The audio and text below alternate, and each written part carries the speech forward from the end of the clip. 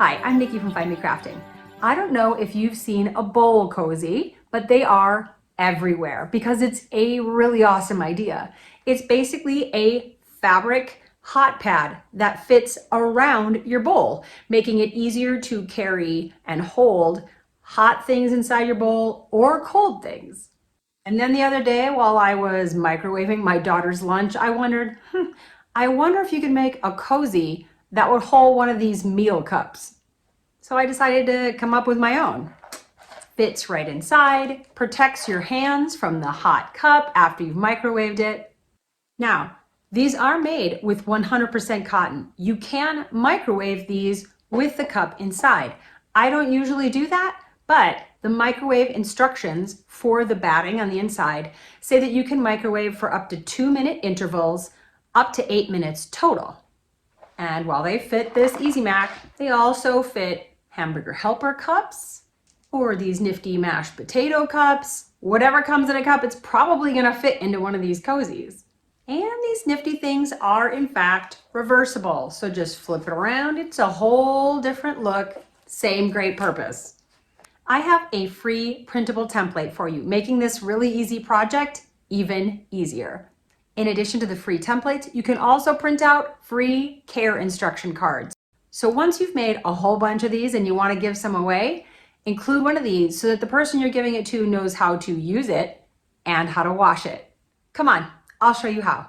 And if you haven't already, don't forget to subscribe and hit the notification bell so that you don't miss any new patterns or projects. Here's what you're going to need for supplies. You're going to want to start by printing off the free templates available on my website. The link will be in the description box down below. Each printable has both templates on it. This is for the cotton fabric, and this one is for the cotton batting. When you print this out, make sure it's printing at actual size and not resizing to fit the area. That way your measurements will be correct. And this little box over here, that should be gray if your printer is not running out of ink. This measures 1 inch by 1 inch if it is printed out correctly. You're going to want to cut out these templates, and if you want them to be a little sturdier, you can print them on cardstock. That makes them a little bit stronger. And if you're going to be making multiple, you want it to be sturdier still, you can print off the template and then cut it and trace it onto a dollar store cutting board. It's like getting a very inexpensive acrylic template.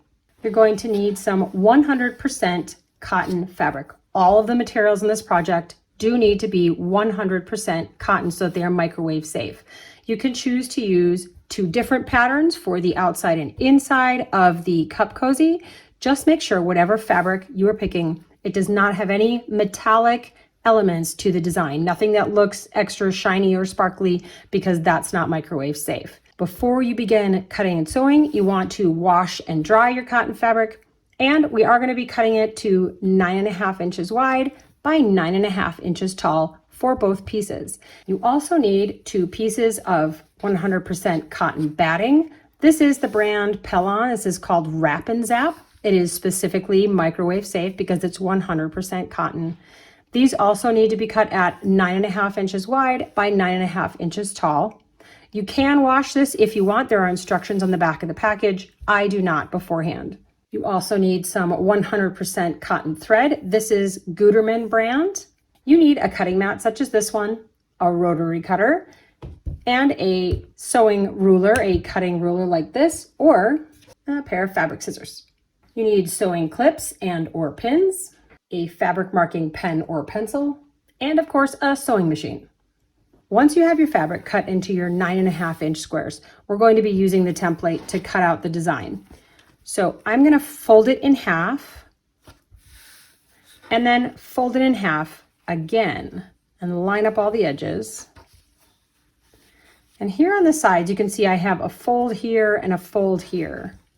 So I'm going to position that, grab your template in whatever form you have it, and you want to place the edges right here where it says folded edge and folded edge. Those are going to go right along here where you have the folded edges. So you put it right down into the corner, all the way down so that this edge and the other edge are lined up with the very edge of your fabric that's folded. And you're going to want to use your fabric marking pencil or pen to trace around your template. This is where it's handy to have the cutting board acrylic sort of template.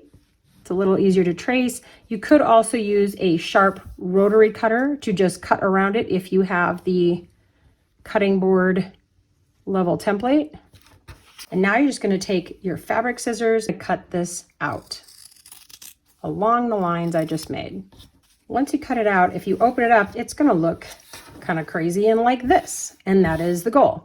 So I need to repeat that process for my other piece of cotton, and I am going to do the same process where I fold in half and fold in half again, leaving maybe a little square.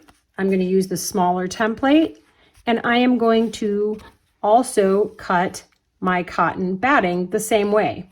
I will say that if you want, you could cut your cotton batting out of the larger template as well, and then just sew through all the layers. My machine did not like those bulky seams, so I used the smaller template and cut out a slightly smaller piece of batting, but this is an option if you'd like. The next step is to place the cotton batting onto the wrong side of your cotton fabric pieces that you've cut out. And you want to attach these now. So I'm going to take mine to my sewing machine and I'm going to sew a line straight through this way and straight through this way, making an X in the center. And that'll attach the cotton and the batting together. So I'm going to do that for both sets of the batting and fabric. The next step is to create the darts. So each one of these openings we are going to sew shut. So you need to fold the right sides of the fabric together for one of these openings and line up the edges. You kind of stick your finger in here and make sure nothing is folded on the inside. And once you get it all lined up, we are going to sew down this side with a 1/4 inch seam allowance.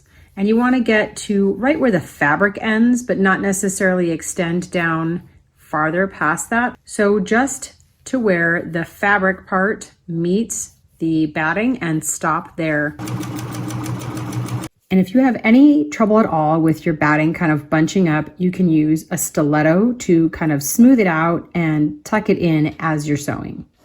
You're going to make 4 darts for each of the fabric batting combos. So you need to do that for both sets of fabric, your inside and outside fabrics. Once you sew in your darts, it's going to look bowl shaped, which is kind of awesome. It means you're getting very close to being done. So at this point, we want to turn one of them inside out, and we want to place it inside the other so that your right sides are next to your right sides on your fabrics. And we want to tuck it all the way down in and then match up all of our seams. So this seam here, I want to line up exactly. I am going to nest my seams, which just means I'm going to push one to one side and the other to the other side. And I want to make sure it's still lined up. Sometimes that throws it off for me. And I'm going to clip or pin that in place. And I want to do that all the way around, lining up my seams, nesting my seam allowances, and clipping so it's ready to sew. It's also a good idea to make sure that the fabrics here kind of on our little half circle there are lining up pretty well too. So you can kind of push, pull, adjust that and clip those too. And you do want to leave yourself about a 1.5 to 2 inch section that you're not going to sew at this time. So I'm going to mark off that section right here with a different colored clip. And once you have it all clipped, it's ready to take to the sewing machine and sew along this edge with a 1/4 inch seam allowance. I'm going to start over here and I'm going to go all the way around and I'm going to stop at the spot that I marked with my different colored clip, and I'm going to leave that section open. Now, through that opening that you left that you did not sew, we want to flip this all right side out. So you just want to roll it and push it to the outside. You can use a stick or a pencil or just your finger to push all of your seams out. Make sure all the corners are popped out. Next up is to close the opening here that you left. So you need to fold the edges of your fabric inward and fold them so that they look as much like your sewn seam as possible, which sometimes I feel like I can do okay and sometimes I can't. So in our next step, we're going to take it back to the sewing machine and sew all the way around, and we're gonna sew it with a 1/8 inch seam allowance that will close the opening and also top stitch the rest. So before I take it over there, I like to roll my seams. I don't want to be able to see much of the blue fabric from the yellow side and vice versa. So I'm gonna kind of roll that seam and clip it so that when I sew it down, the fabric is where I want it to be. And then it's ready to take over to the sewing machine and sew it, which is the last step, and then it'll be complete.